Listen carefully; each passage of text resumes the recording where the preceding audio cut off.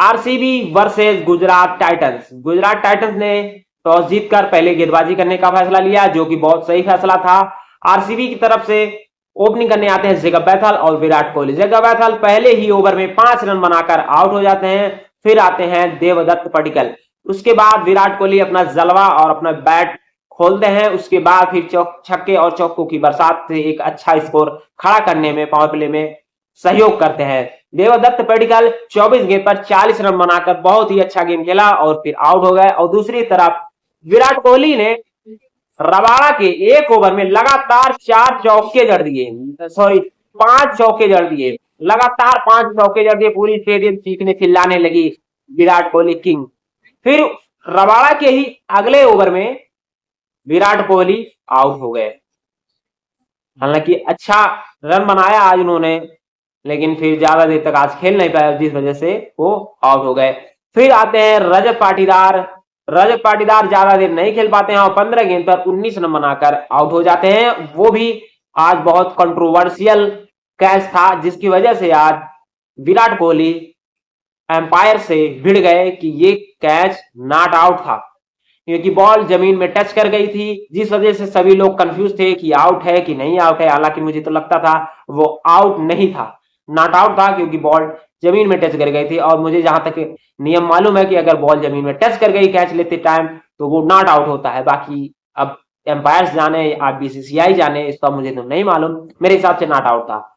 Rajat Patidar out होने के बाद फिर आरसीबी किसी तरह से लुढ़कते लुढ़कते 19 ओवरों में ही, सिर्फ 19 ओवरों में ही ऑल आउट हो जाती है और 155 रन का टारगेट देती है गुजरात टाइटंस को, जो कि बहुत ही कम रन रेट। लेकिन मिडिल ऑर्डर्स और डेथ ओवरों में बैट्समैन कोई कमाल नहीं कर पाए, जिस वजह से आरसीबी आज 155 रन पे ही सिमट गए।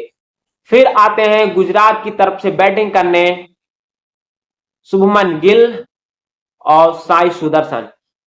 गिल ने आते ही धागे खोले हैं और एक से एक बढ़कर छक्के और चौके लगाए। और सबसे बड़ी बात, गिल ने हेजलवुड के एक ओवर में 3 चौके और 2 छक्के मार दिए।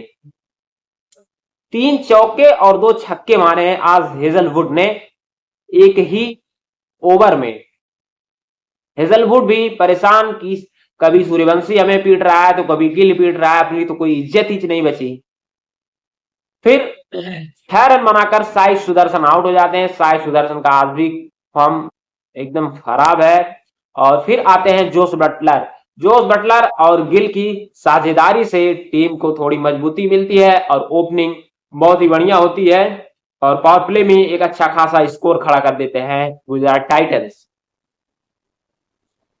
उसके बाद ज्यादा देर तक गिल भी नहीं खेल पाते हैं और 18 गेंद पर एक बेहतरीन साझेदारी करते हैं और 18 गेंद पर 43 रन बनाते हैं।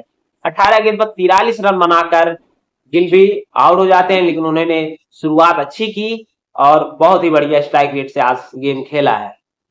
फिर आते हैं सुंदर और जोश बटलर। जोश बटलर ने 19 गेंद पर 39 रन बनाए। उसके बाद फिर वो भी आउट हो गए और फिर वांसी गटन सुंदर और शाहरुख खान के आउट होने के बाद राहुल तेवतिया और होल्डर आते हैं। राहुल तेवतिया और होल्डर की साझेदारी से ये टीम 14-15 ओवर में ही, ये 15-16 ओवर मान सकते हैं कि 15 ओवर्स और 2 गेंद में ही ये एक साथ 16 ओवर में मैच जीत जाती है गुजरात टाइटंस। मात्र 16 ओवर में ही गुजरात टाइटंस आज ये मैच जीत जाती है। आरसीबी की तरफ से आज बैटिंग बहुत ही खराब परफॉर्मेंस रही।